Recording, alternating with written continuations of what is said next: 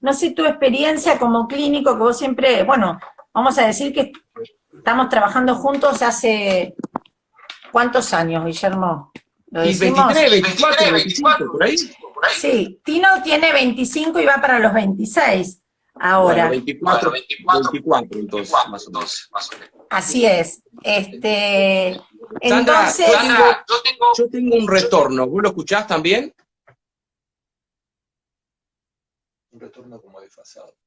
Como que está desfasado, como que hablo y se repite el eco. ¿Te pasa a vos o me escuchás así a mí? no, te escucho bien a vos. Entonces el resto, ahí se mejoró, no sé por qué. Porque debe haber apagado el volumen de la compu. Ah, capaz que tenías prendido el volumen de la compu. No, ahora no lo tengo. A ver. Bueno, no toqué nada, que ahí quedó perfecto. Está perfecto ahí. Se escucha bien, dice acá otra de las chicas. Bien. No, por ahí era molesto para mí escucharme dos veces. Una me Sí. soporto, dos no.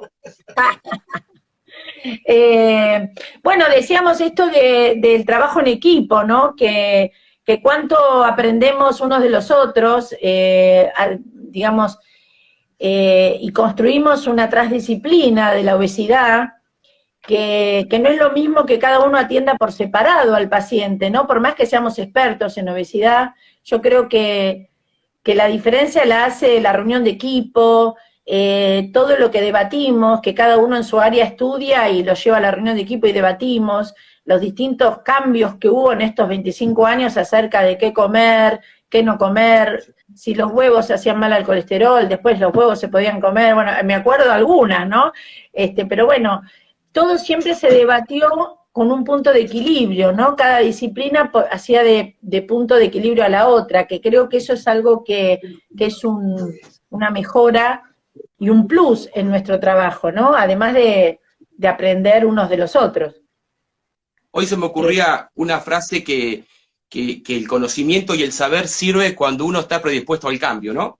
Porque a veces vemos que uno por ahí estudia mucho o trata de aprender mucho, pero no lo aprende, lo que realmente significa la palabra, y eso no hace que fomente un cambio en uno, entonces realmente no sirvió tanto el aprendizaje, ¿no? Yo creo que lo más importante en esto es aprender y estar abierto para que a veces decir, bueno, nos equivocamos y tenemos que ir por el otro lado, o estar abierto a los nuevos estudios, a las nuevas evidencias científicas, y ser plástico en esto, ¿no? Porque en realidad siempre el punto tiene que estar puesto en el paciente. Nosotros los clínicos tenemos un dicho que decimos que no hay enfermedades sino enfermos, ¿no? Y uno puede saber mucho de enfermedades y poco de enfermos, y en esto pasa lo mismo. Uno puede saber mucho de obesidad y poco del paciente con obesidad.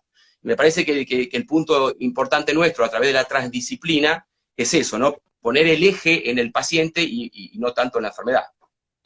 Sí, esto que decís es clave, porque la gente lo vive fragmentado, porque la sociedad durante años hizo que el cuerpo estuviera por un lado, el problema fuera, digamos, el sobrepeso, y no los otros factores que hacían que el sobrepeso esté.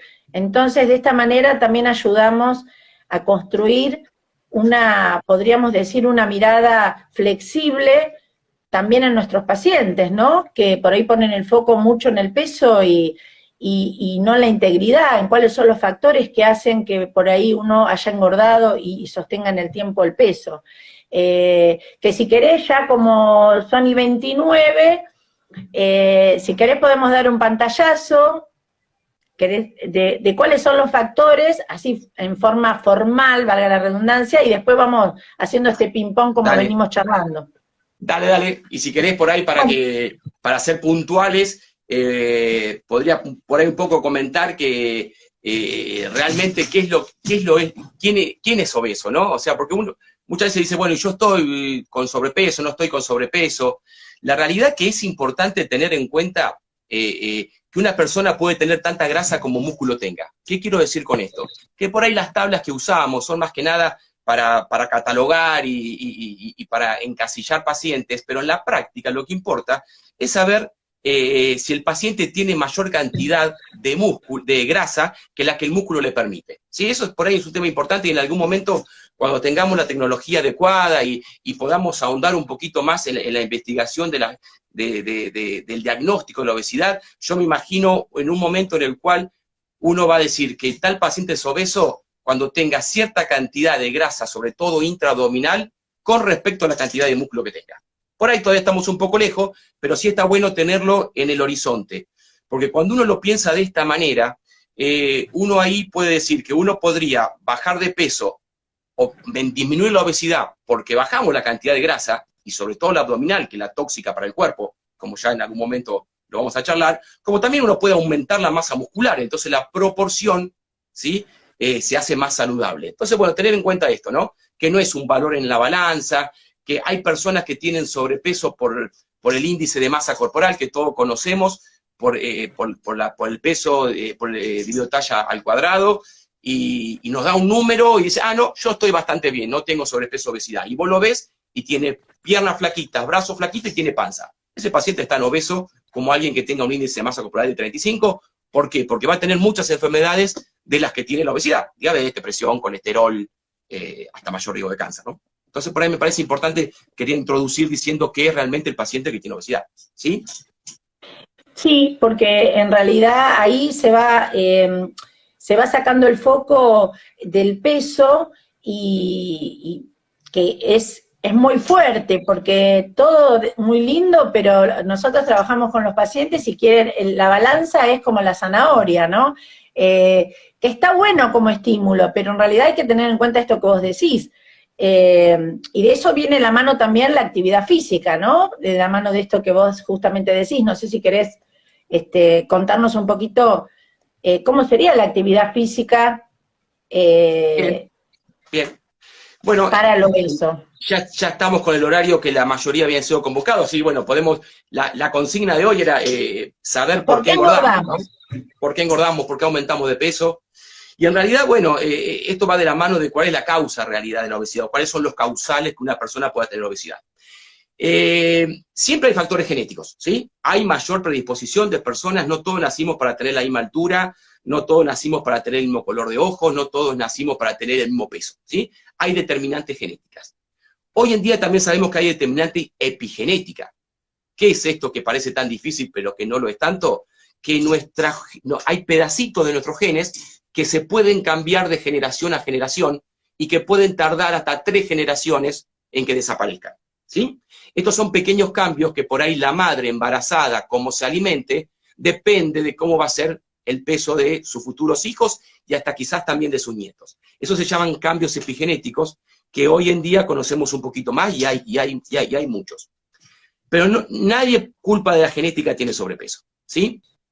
Yo siempre digo un mal ejemplo, pero en los campos de concentración había gente con genética de obesidad y salían todos delgados. O sea, que si no hay un alimento, la persona no aumenta de peso, ¿sí? Entonces, por un lado está la genética, por otro lado está el medio ambiente, y el medio ambiente por ahí lo podemos dividir en la alimentación y en la actividad física, ¿sí? Los malos hábitos de actividad física, el sedentarismo, nos va a llevar a que tengamos sobrepeso. Y los malos hábitos alimentarios, y sobre todo los alimentos, gracias al productor que me da agua, los malos hábitos alimentarios, ¿sí?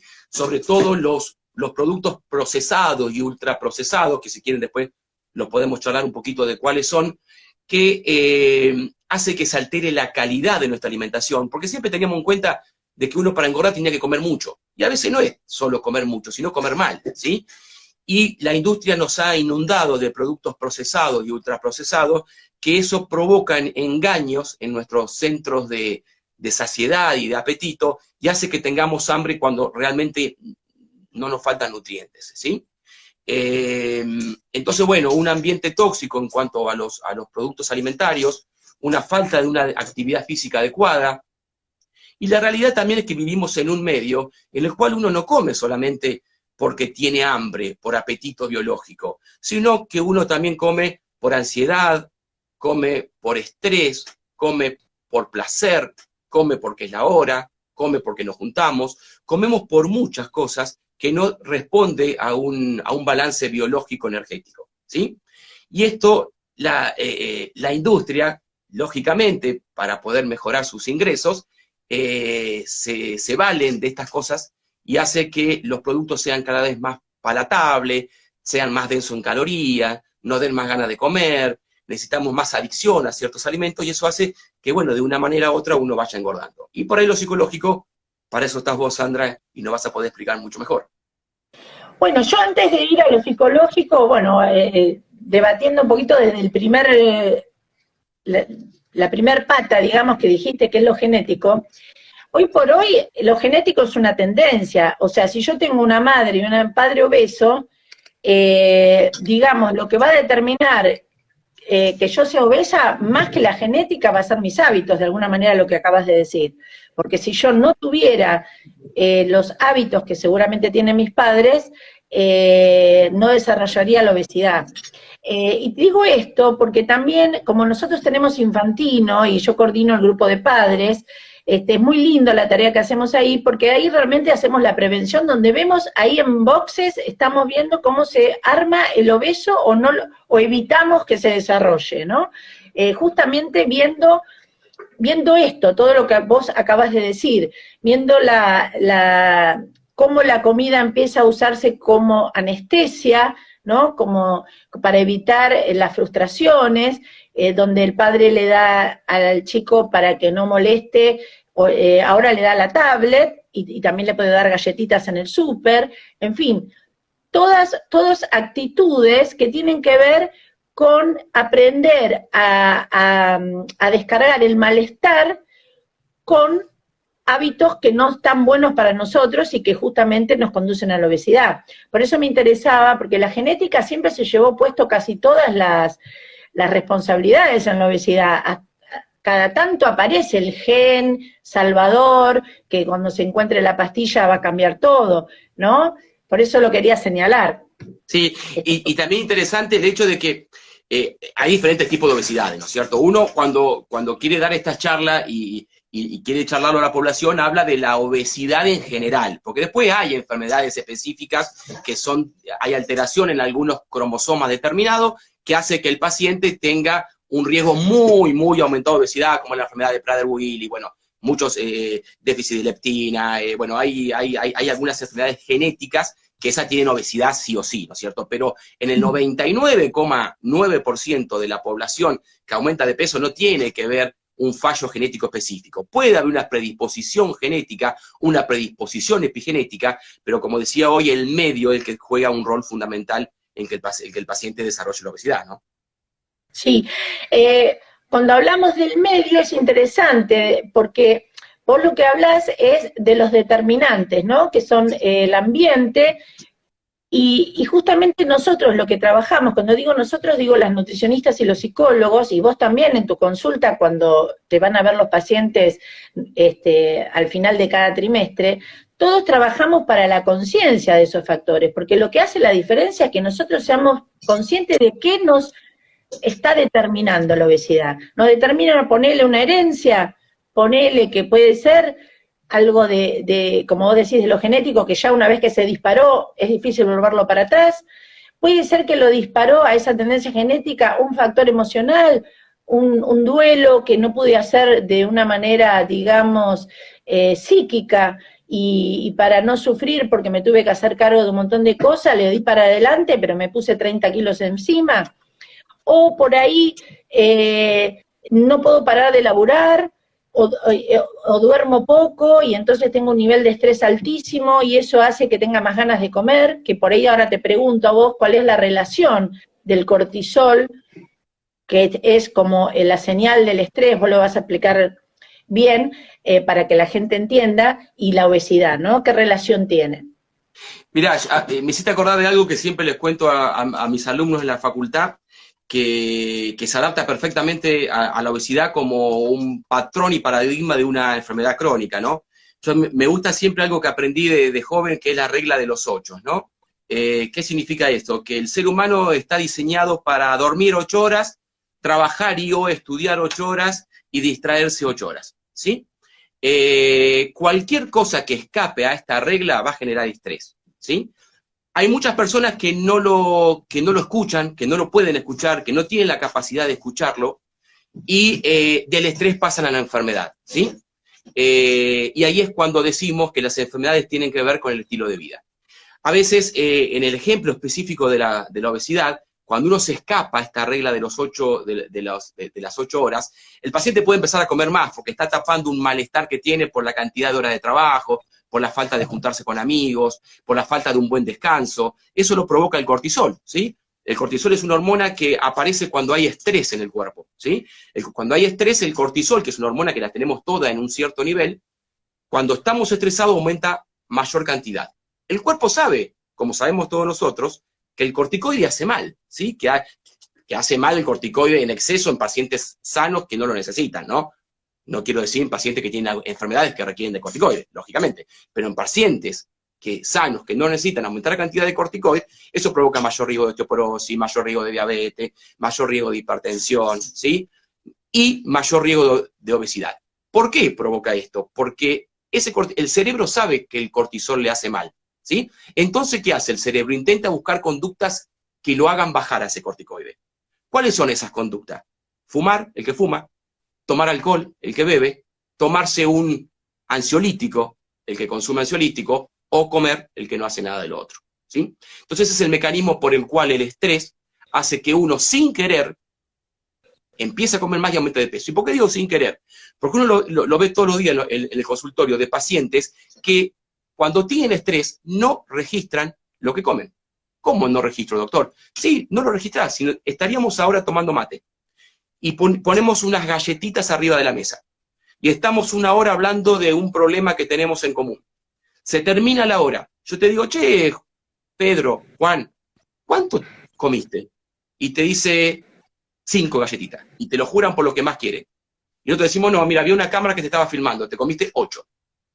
No me mintió Pedro, Juan, no me mintió, no lo registró. Y lo que sabemos hoy en día, que a mayor sobrepeso, a mayor estrés, a mayor tiempo de obesidad, es mayor el subregistro. Y son esos pacientes que piensan, y que realmente lo piensan, no lo están mintiendo, realmente piensan que no comen y en realidad están comiendo de más, ¿sí? Eso es el subregistro, que es una causa importante de aumento de peso, ¿no?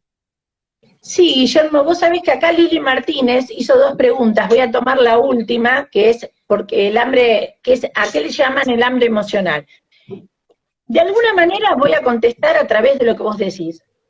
Es todo esto que vos acabas de decir, la falta de registro tiene que ver con que uno está más atento a las señales externas, es decir, al problema que tengo laboral, o a la demanda familiar, o a todo eso junto, o a mis mandatos de las cosas que yo debo hacer, y no escucho lo que necesito, ¿no? Esto es algo muy importante, porque esto que vos decís de no registrar, no es solo con la comida, sino no registrar cuando tengo ganas de ir al baño, no registrar cuando me estoy aguantando algo que no tengo ganas de aguantarme. O sea, hay un subregistro en general y por eso hay psicólogos en el tratamiento, porque esta toma de conciencia no es solo, que lo trabajan las nutris también, acerca del acto de comer, sino también las motivaciones que hacen que uno lo lleve a comer, que son múltiples, ¿no? Esto que estoy diciendo, ¿no? Por ahí en Navidad y Año Nuevo nosotros trabajamos con las nutris, sí, cómo seleccionar, pero también junto con las psicólogas trabajamos con quién me voy a juntar, ¿no? ¿Voy a juntarme con gente que tengo ganas de estar o voy a ir por mandato y me voy a bancar una reunión con gente que por ahí no veo en todo el año y no tengo buen trato, buen feeling? Entonces la comida va a ser lo mejor que me va a pasar esa noche, ¿no? Entonces es muy importante trabajar sobre el autorregistro, no solo de lo que comemos, sino de cómo nos sentimos. Y este es un laburito de hormiga, es una búsqueda que vamos haciendo en Tino, y por eso es que lo alimentario es una cuestión nada más, y todas las otras se van entrelazando para que el tratamiento dure en el tiempo, porque el gran problema acá, Guille, ya lo sabemos, que es que dure. Bajar de peso mucha gente baja. Me hiciste acordar de algo que venimos trabajando de hace mucho tiempo, Sandra, que es la gran diferencia entre bajar de peso y tratamiento de la obesidad, ¿no? Que por ahí está bueno aclararlo, ¿no? Uno puede bajar de peso sin hacer tratamiento de la obesidad, y eso pasa específicamente cuando uno tiene que bajar de peso por un evento especial, una cirugía cardiovascular y la famosa dieta del repollo que muchos pacientes nuestros han hecho en algún momento, en el cual tenían que bajar mucho de golpe, porque el objetivo era operarse del corazón, ¿sí? O lo que nos pasa muchas veces antes de llegar al verano, ¿no? Para poder ponernos las mallas, o lo que nos pasa muchas veces cuando tenemos un casamiento, un cumpleaños de 15, uno lo que busca ahí es bajar de peso, no hace tratamiento de la obesidad. Por lo tanto, lo que hace es una dieta, y cualquier dieta de moda te va a hacer bajar de peso. El tema es que cuando se pase esa motivación, cuando pasó el día D, ¿sí? Uno va a aumentar de peso de nuevo. La gran diferencia es cuando uno hace un tratamiento de la obesidad, uno busca los por qué a una persona come, y el por qué uno, una vez que baja, el paciente después vuelve a subir de peso, ¿sí? Que es lo que llamamos prevención de recaída, ¿no es cierto? Entonces, a veces son las mismas y a veces no, a veces son algunas causas las que te llevan a comer más, y otras son las causas en las cuales una vez que bajaste, te hace comer de nuevo. Entonces, el tratamiento de la obesidad, yo siempre digo, para bajar de peso lo más importante es la dieta. Para el tratamiento de la obesidad, lo más importante es los aspectos psicológicos y la actividad física adecuada. Que en algún momento, que dentro de un rato, si quieren, lo charlamos. Sí, acá, de acuerdo, Sandra? Sí, estoy totalmente de acuerdo. Acá dice, no llego a ver el nombre, dice, yo decía que comía poco pan y cuando empecé Tino y me puse a registrarme comía 3 kilos de pan mínimo. Bueno, no llego a ver el nombre de la persona, por eso no lo digo. Pero totalmente de acuerdo, es muy importante esto que vos hablás del subregistro, y también de diferenciar en el largo plazo. Nosotros, la prevención de recaídas que vos nombraste, es, nosotros pensamos el tratamiento en etapas, ¿no? Que lo fuimos construyendo con los años, ¿no? Y la prevención de recaídas es la última etapa, es la etapa en la que el paciente se va a ir, por lo menos en la cabeza, cuáles son sus alertas, cuáles son las alertas que él se tiene que tener en cuenta, donde lo va a hacer pisar el palito, porque fue lo que lo hizo pisar el palito para engordar. O sea, hacemos como un conteo en el tratamiento, que por lo menos tiene que ser 1 año para hacer este trabajo fino, digamos, mínimo 1 año, ¿no? Para hacer este trabajo fino de qué me perpetúa la obesidad, qué de mí me mantiene obeso.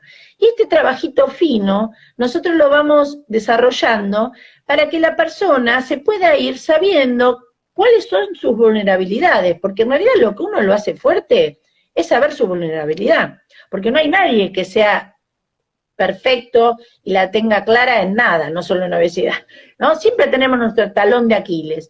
Lo importante es saber, tener conciencia sobre cuál es mi talón de Aquiles, ¿no? Entonces, en prevención de recaída justamente se pone el foco ahí. ¿En qué de mí me lleva a mantener sobrepeso? Dejar las rutinas con respecto a la actividad física, que ahora nos vas a contar cuáles son las mejores. Dejar de tener ocio, como decías, en esto del 8x3, ¿no? Dejar de tener cosas que me motiven, ¿no? Estar agobiado, no tener satisfacciones, por otro lado, que no sea comer, ¿no? Satisfacciones de otro tipo, ¿no? Entonces yo creo que todo eso dependerá de la persona, de cuál es su punto débil o sus puntos débiles. Ese va a ser donde va a trabajar en la prevención de recaídas, para después darle el alta provisoria, como le decimos nosotros, y poder hacer un seguimiento telefónico, o venir cada tanto, pero no que se ponga todos los kilos arriba, como hablan todas las instituciones mundiales, ¿no? Que cuando trabajan solo lo alimentario, a los 5 años reganan el peso. Sandra, ¿sabés que me gustaría que nos cuentes un poquito y que nos recuerde, que es un tema que a mí me apasiona desde el punto de vista psicológico, el tema de las distorsiones cognitivas? Y me parece que es re interesante el tema ese, porque creo que ahí hay mucho de lo que estamos hablando, ¿no? Sí, la distorsión cognitiva en realidad es cuando uno piensa erróneamente sobre algo, ¿no? De acuerdo a lo que tiene en la cabeza. La cabeza es tremenda, por eso ahí, digamos, laburamos, no solo en obesidad, en todos los humanos es tremenda. Cuando la cabeza se hace dueña, hay quienes hablan de que la cabeza tiene que estar como a nuestro servicio y no ser la dueña, ¿no? Porque si le dejamos la manija, la cabeza nos hace morder el polvo. Eso, ¿no? Claro, es mindfulness, exacto. La gente de mindfulness, que nosotros estamos incorporando bastante de eso en esta última etapa, justamente hace que la cabeza te infle una situación que puede ser pasajera. Por ejemplo, vos fuiste a un cumpleaños, comiste algo de más y puede ser un detalle. Bueno, comiste algo de más. Pero si vos empezás a decir, ve, ya no tengo remedio, soy alguien que no tiene salida, empezás a darte con un cinto con hebilla y la cabeza te taladra, y seguramente eso te genera tal ansiedad que primero vas a necesitar comer un montón de comida para calmar la ansiedad que vos mismo te autogeneraste pensando eso. Y segundo, es muy probable que te desmotive para continuar, ¿no? Entonces, eso es una distorsión cognitiva. Otra muy común es cuando voy de vacaciones siempre engordo, ¿no? Que no hay un destino, dependerá de cómo uno se posicione, pero bueno, uno generaliza, eso se llama sobregeneralización, cuando a partir de una experiencia uno generaliza el para siempre. Y hay muchas, ¿no? El filtro mental. El que vemos mucho, el todo o nada, ¿no? El todo o nada es el que se lleva el ranking, digamos. El todo o nada es, o hago todo perfecto, o si como un caramelo de más, tiro todo, ¿no? Ese, el blanco-negro, es tremendo. Y vos sabés que hoy cuando hablabas del cerebro, cuando hablabas de la parte de neurociencias, me quedaba pensando justamente en esto, que el cerebro tiene 3 modos, ¿no? La gente de Mindfulness también lo tiene muy claro, especialmente los que trabajan con la compasión, que es muy interesante. No la compasión en el sentido de tenerse lástima, porque a veces esa palabra se puede malinterpretar, ¿no? Sino el amor a uno mismo, ¿no? Tiene que ver con darse el amor a uno como uno le daría a un familiar y que en general uno se deja para lo último. Digamos, lo que por una cuestión evolutiva, el cerebro, lo que primero que hace es detectar lo negativo, ¿no? Porque justamente por un instinto de supervivencia. Entonces, tener conciencia de eso, tener conciencia de que mi cabeza a veces me va a jugar en contra y no engancharme, ¿no? Decir, bueno, ya estoy yo dándome manija, ya estoy yo no perdiendo, no dándome una oportunidad, o ya estoy yo siendo tan exigente conmigo mismo. Si yo empiezo a registrar qué me hago a mí mismo, ¿no? Eso ya es un valor total, porque es el primer paso para después empezar a cambiarlo, ¿no? Y no darle curso a la cabeza, ¿no? Por eso las distorsiones cognitivas, cuando uno las empieza a concientizar, es más dueño de sí mismo, ¿no?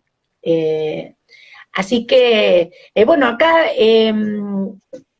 Siempre decimos, ¿no? Que hay 2 etapas. Primero es reconocer el problema, ¿no? Y después trabajar con él. Totalmente. ¿No? Si no registrás, no podés cambiar lo que no registrás. Claro. Es así. Sos, digamos, esclavo de tu vulnerabilidad.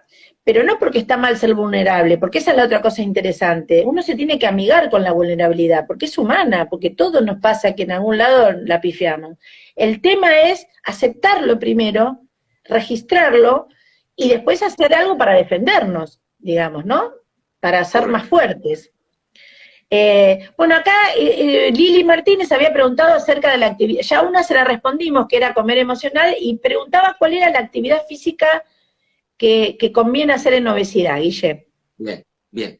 Bueno, vamos a introducir esto diciendo que cómo gasta energía un ser humano. Todos los seres humanos, los animales en general, cómo gastamos energía. Y en realidad hay 3 formas de gastar energía. El metabolismo basal, que es lo que uno gastaría durante las 24 horas del día si se quedaría todo el día quietito en una cama, ¿sí? Eso se llama metabolismo basal, ¿sí? Lo que uno gasta en actividad, que eso es el 70% del gasto diario, ¿sí?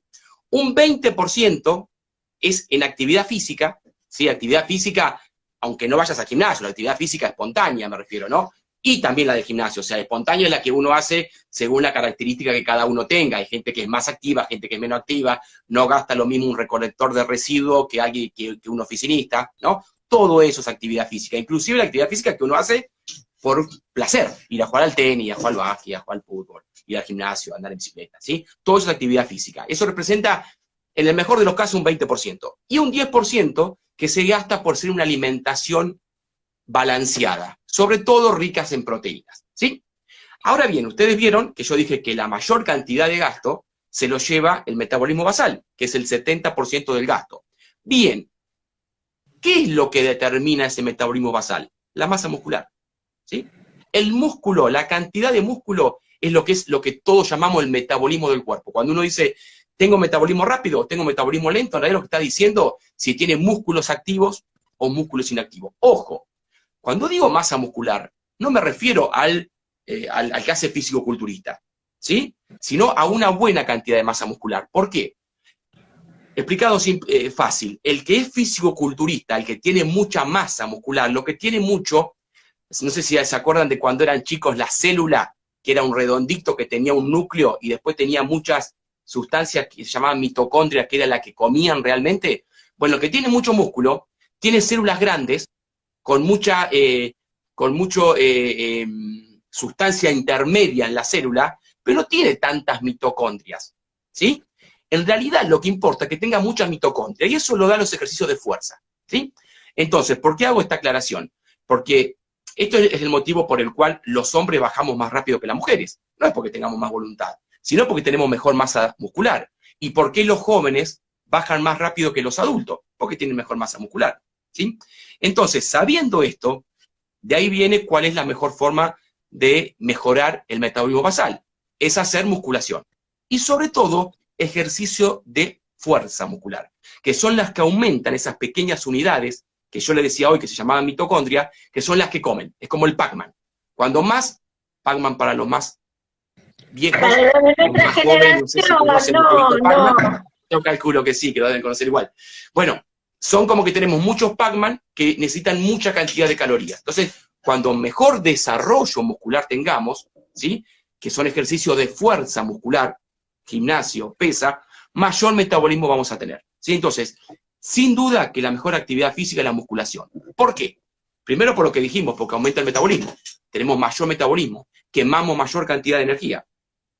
Segundo, porque el hacer masa muscular se gasta mucho en el momento mientras uno está haciendo.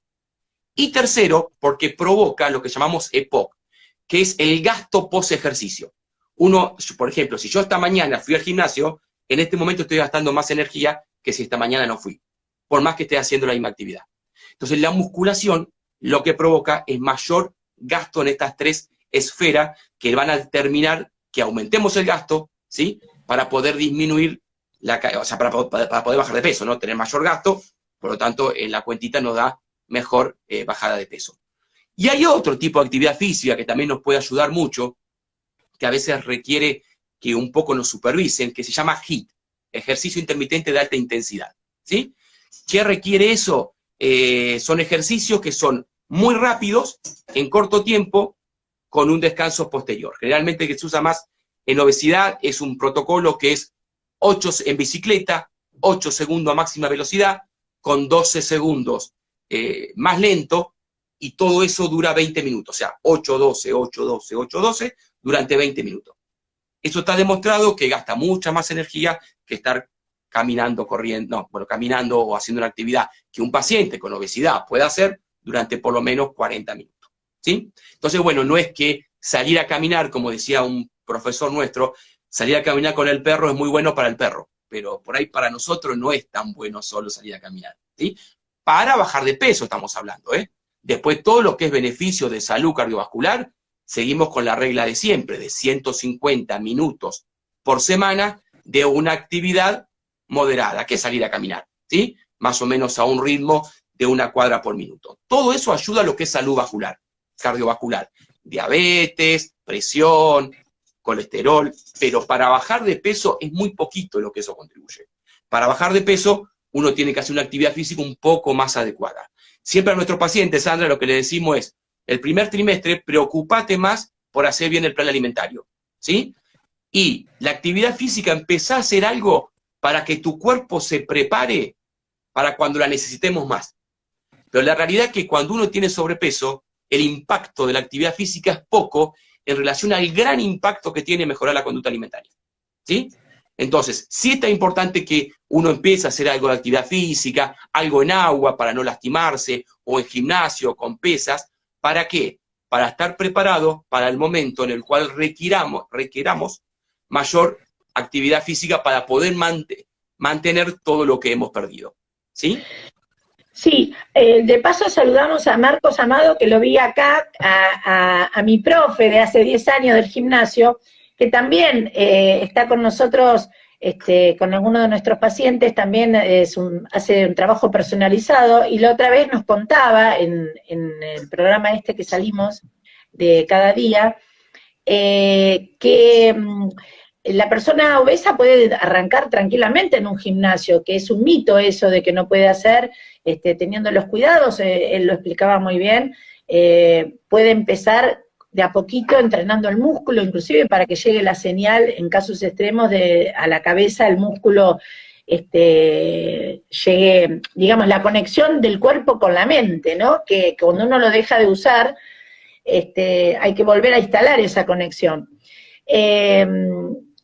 Y bueno, otra de las cosas que quería, para que no quede confuso, Guille, no es que no hay que hacer actividad física, lo que vos decís es que el primer trimestre, pero sí o sí, para bajar después el último tramo y para mantenerse, es fundamental la actividad física, o sea que no es que nos damos un changüín el primer trimestre, pero después es importante sostenerla y aprender a hacer la que nos corresponde hacer.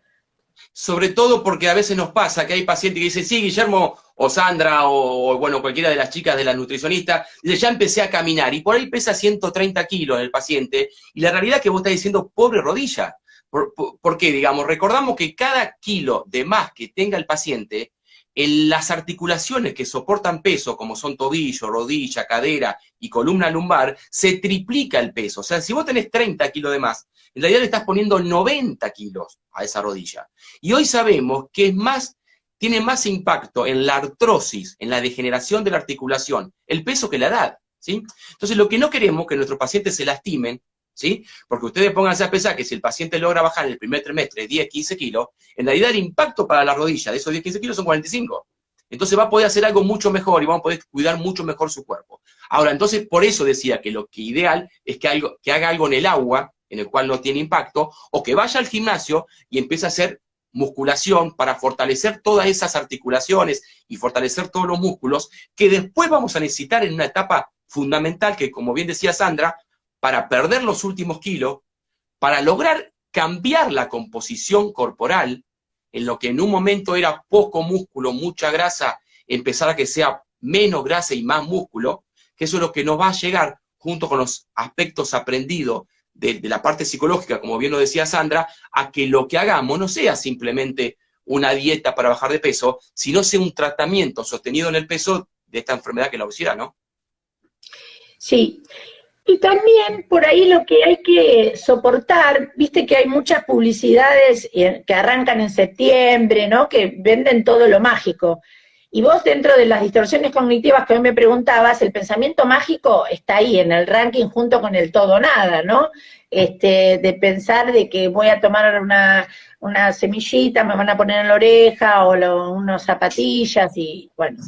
Y a veces la cirugía bariátrica también ocupa ese lugar para el paciente, pensando de que se opera y ya está.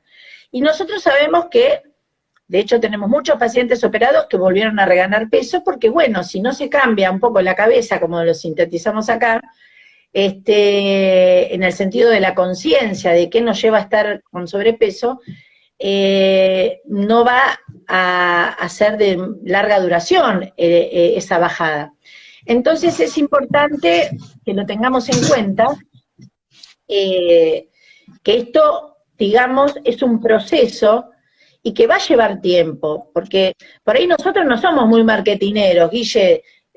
Por suerte, algunos nos creen porque llevamos 25 años, ¿no?, en Mar del Plata, pero no somos muy marketineros. Decimos que el tratamiento dura mínimo un año, que hay que cambiar la cabeza, que hay que ver qué de vos. O sea, no decimos que lo vamos a tocar con una varita mágica y van a adelgazar, que van a levantarse delgados. La verdad que muy marketineros no somos, pero sí lo que somos apasionados en la verdad y en la búsqueda de la verdad dentro de lo que es cada investigación que vamos observando, ¿no? Y por supuesto la experiencia. Así que la experiencia nos dice, y muchos pacientes lo saben, ¿no? Que han hecho muchos tratamientos que eso, voy a decir un refrán que es medio contradictorio con el tema, es pan para hoy, hambre para mañana.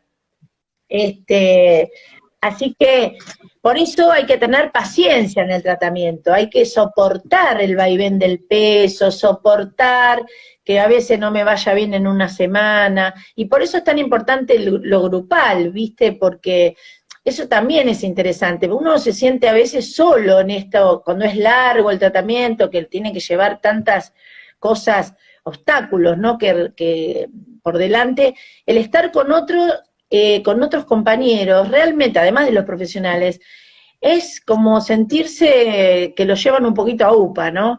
En esto del esfuerzo.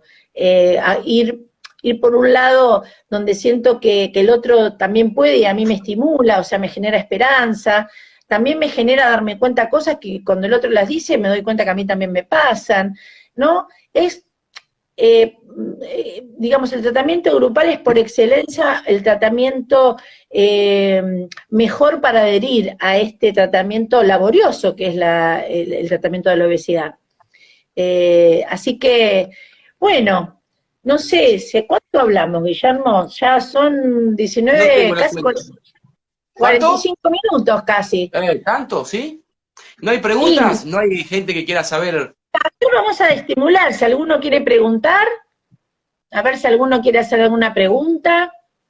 Mientras tanto, podemos aportar algo a esto de la consigna, ¿no? Que era por qué aumentamos de peso. Y por ahí, un poco transmitir que el metabolismo es bastante sabio en esto. O sea, no es tan fácil que uno aumente de peso como tan fácil que uno baje de peso. ¿En qué quiero decir?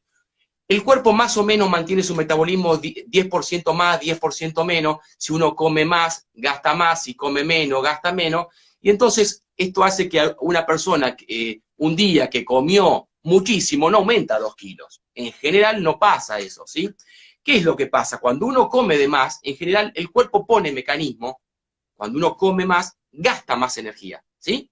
Aunque parezca que no, eso se llama termogénesis adaptativa. Uno come mucho y el cuerpo trata de gastar ese alimento que comió de más para que no se acumule. Porque imagínense que siempre después de las fiestas, sobre todo los argentinos, empezamos el 1 de diciembre y terminamos el 10 de enero, todos aumentaríamos 5 o 6 kilos. Y en la realidad no pasa eso, ¿sí? Entonces el cuerpo tiene mecanismo para poder afrontar esos cambios repentinos de aumento de peso, ¿sí?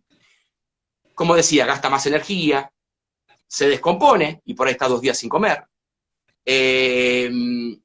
O a veces puede ser que se sabe que saltea comida, si uno comió mucho al mediodía, por ahí después no come nada hasta la noche. O también a veces pasa que sin querer el cuerpo gasta más actividad física y se mueve un poquito más. Eso es normal y eso nos pasa a todo y el cuerpo eso lo sabe y el cuerpo eso lo maneja. Ahora, ¿qué es lo que pasa?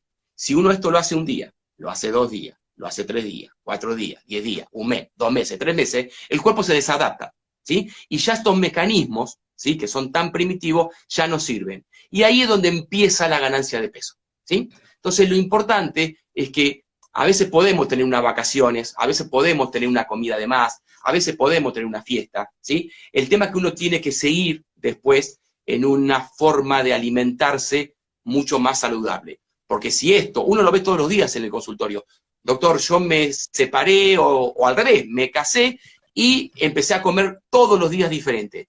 Entonces, ese todos los días diferente hace que en 2 años, 3 años, se aumentó 5, 6, 7 kilos. ¿Y cuál es el problema? Una vez que el cuerpo conoce 1 kilo mayor, cada vez cuesta más bajar. Entonces, cada vez tenemos que apuntar más a que los aspectos psicológicos, que la mayoría de los no obesos también lo tienen, pero lo manejan mejor, en el paciente que tiene obesidad, lo tiene que manejar más, porque tiene que bajar más de peso que la persona que pudo mantener ese equilibrio. Entonces, siempre hacer hincapié en la prevención, ¿sí? Si hoy comimos de más, no larguemos todo. Mañana empezamos de nuevo, ¿sí? Y empezamos a cuidarnos, no a hacer dieta, a cuidarnos, a comer comidas naturales, a no comer comida procesada, a empezar a movernos, a tratar de detectar qué es lo que nos pasa y no comer solo por ansiedad y por placer, sino que escuchar a nuestro cuerpo, que si uno escucha al cuerpo, ¿sí?, va a terminar comiendo lo que el cuerpo necesita. Si uno aprende esto, se va a dar cuenta que necesita más proteína, bueno, le va a dar ganas de comer más carne o huevo. Si necesita más hidrato, le va a dar ganas de comer más fruta o verdura. El cuerpo es sabio, si le damos permiso. Sí, por eso yo diría que para cerrar, si no hay otra pregunta, digamos, el lema que le habíamos puesto a este día y al próximo viernes, el de más conciencia, más salud, tiene que ver con esto, ¿no? Con ser conscientes de nosotros y también, cuando vos decías esto de volver amorosamente, no volver, traernos de nuevo como el que está en capilla, ¿no? El que lo pusieron en penitencia. Volver bien, y bueno, me pasó. ¿Cómo no me va a pasar? Si hace 30 años que vengo afrontando las frustraciones comiendo, que aprendí a vivir con la comida como una anestesia, o que fue digamos, ya lo tengo grabado en automático, mi cabeza ya está reseteada, entonces para volver para atrás y desandar ese camino, me va a llevar tiempo, lo tengo que comprender amorosamente, ¿no? Eso, y no darnos, insisto, con un cinto con hebilla.